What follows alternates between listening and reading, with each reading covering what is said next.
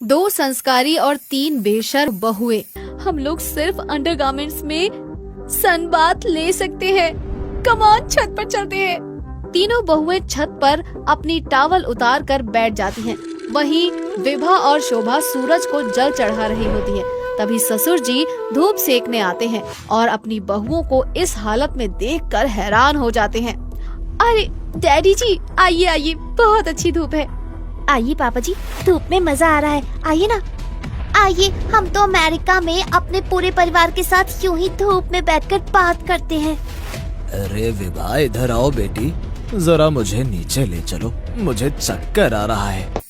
आज सुमित्रा के घर में सत्यनारायण भगवान की कथा थी।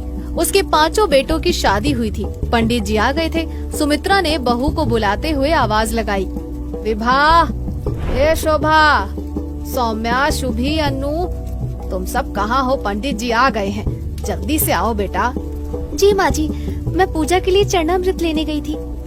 माँ जी, मैंने प्रसाद के लिए फल काट लिए। अरे दोनों साड़ी पहनकर इतनी प्यारी लग रही हो। आओ आओ, बैठो और भगवान का ध्यान करो। अरे शुभी, अन्नू और सौम्या कहाँ है? क्या हुआ, अभी तक तैयार नहीं हुई? सारे मेहमान भी आ गए हैं। तभी टॉवल लपेटकर अनु चली आती है और कहती है, विभा, मेरे अंडरगारमेंट्स नहीं मिल रहे हैं। तूने तो नहीं रखे? मैंने कल वहीं रखे थे, आज कहीं नहीं दिख रहे। हाय राम दीदी, ये क्या पूछ रही हो? मुझे कुछ नहीं पता, मुझे तो शर्म आ रही है। ओह माय गॉड, ये क्या पागलपन है? इसमें शर्माने की क्या बात है? क्या तुम अंडरगारमेंट्स नहीं पहनती? अरे राम राम राम सुमित्रा, ये तेरी बहू को बिल्कुल संस्कार नहीं है। अरे शर्म लिहाज है कि नहीं? अरे ये क्या बहू, तुम तो टॉवल में ही आ गई। अरे अभी कच्ची उम्र है ना, समझती ही नहीं है। जाकर तैयार हो गया। किसी तरह सुमित्रा बात को दबा देती है कि तभी शुभी सलवार कुर्ता पहन कर आती है, लेकिन कुर्ते की जिप खुली होती है। सासू माँ, कुर्ते की जिप बंद नहीं हो रही। किसी को बोलिए ना मेरी जिप बंद कर दे। अच्छा रहने दीजिए, ससुर जी से करवा लेती हूँ, वो पास ही बैठे हैं। अरे अरे बहू, रुक, मैं आती हूँ। अरे आप रहने दीजिए, ये चाय वाला रामू है ना, ये कर देगा। ए रामू, जरा इधर आ, मेरी जिप तो बंद कर। रामू दौड़कर जिप को बंद कर देता है। सबकी आंखें फटी की फटी रह जाती हैं। अरे जीजी, रामू को तो बहू अपना बच्चा माने हैं। तुम पूजा में दिल लगाओ, पूजा करो, शुरू करो पंडित जी। थोड़ी देर में अनु शॉर्ट फ्रॉक, शुभी सलवार कुर्ता और शॉर्ट्स पहन कर आते हैं और शोभा और विभा के पास बैठ जाते हैं। राम राम। ए सुमित्रा, तेरी ये 2 बहुएं तो बड़ी संस्कारी हैं, पर 3 बहुएं तो महा बेशर्म हैं। अरे कोई पूजा में ऐसे कपड़े पहनता है भला? अरे जीजी, बच्चियां हैं, जाने दो। अरे 24 साल की कौन सी बच्ची होवे है? इनके लक्षण खूब समझ में आवे हैं मुझे। कथा के बाद प्रसाद बांटने की बारी आती है। आओ आओ अनु, शुभी और सौम्या, तुम दोनों भी प्रसाद बांटो। What is this? Puja too boring। ऐसा नहीं कहते, प्रभु के आशीर्वाद से ही तो सब होता है। लो प्रसाद खा लो। हाँ, नो, नहीं खा सकती। एक्चुअली सब लोग हाथ से टच कर रहे हैं, मुझे एलर्जी हो जाती है। अरे बहू, पंडित जी से आशीर्वाद तो ले लो कि जल्दी बाल बच्चा हो, आंगन में पोता पोती खेले। आओ आओ आओ। बच्चा?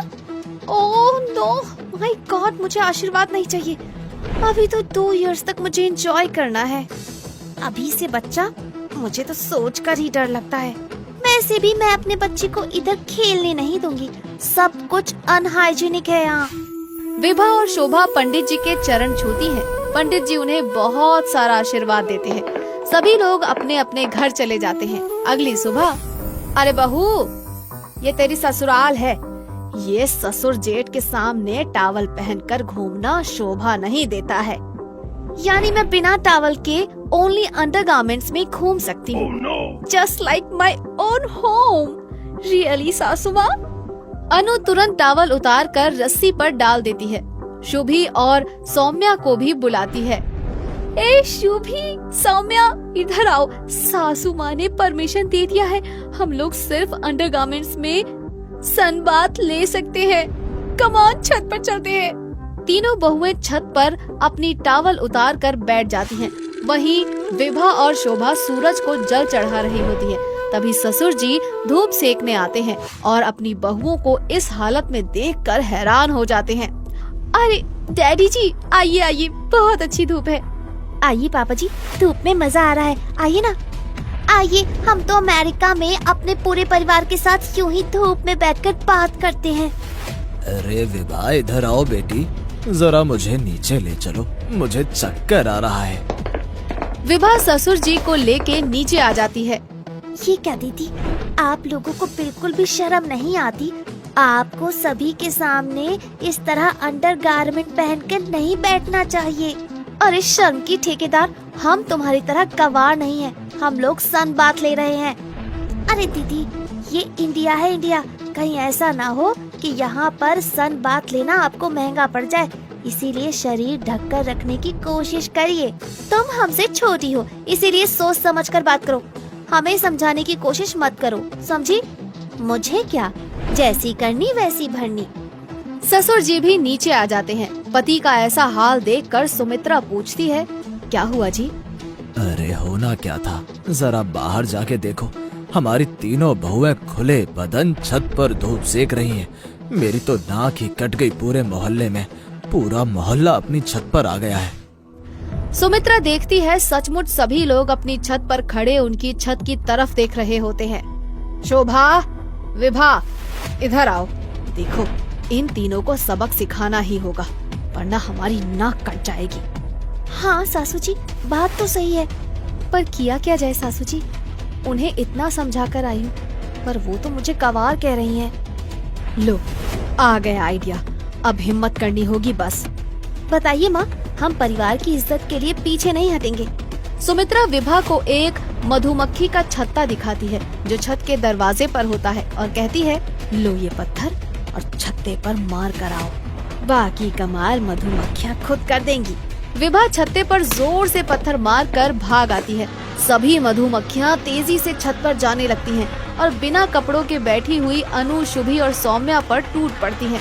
ओह माय गॉड, ये तो मधुमक्खियाँ हैं, भागो भागो, ये तो पूरे शरीर पर काट रही है। ओह गॉड, मेरे तो पूरे मुंह को ही काट लिया, पीठ पर भी काटा है, पैर पर भी काटा है। ओह, मुझे भी काट लिया, अब मैं क्या करूं? बहुत तेज दर्द हो रहा है, जल्दी से नीचे चलो। अरे चलो ना, अरे भागो। नंगा शरीर होने के कारण मधुमक्खियाँ उन्हें पूरी तरह से काट लेती हैं और जगह जगह दाने पड़ जाते हैं। माय गॉड, बहुत दर्द हो रहा है, अब मैं कभी भी ऐसे कपड़े पहनकर छत पर नहीं जाऊंगी। शोभा सच कह रही थी, ये इंडिया है, यहाँ कुछ भी हो सकता है। मेरे दोस्त चेहरे को भी नहीं छोड़ा, कितनी भयानक लग रही हूँ। मेरा बस चले तो मैं यहाँ हमेशा अब घूंघट करके रहूँ। मैंने तो प्रण लिया है, मैं तो कभी ऐसे कपड़े नहीं पहनूंगी। विभा और शोभा उनकी बहुत सेवा करती हैं। वो डर से छोटे कपड़े पहनना बंद कर देती हैं। कुछ दिनों बाद ही बुआ जी आती हैं।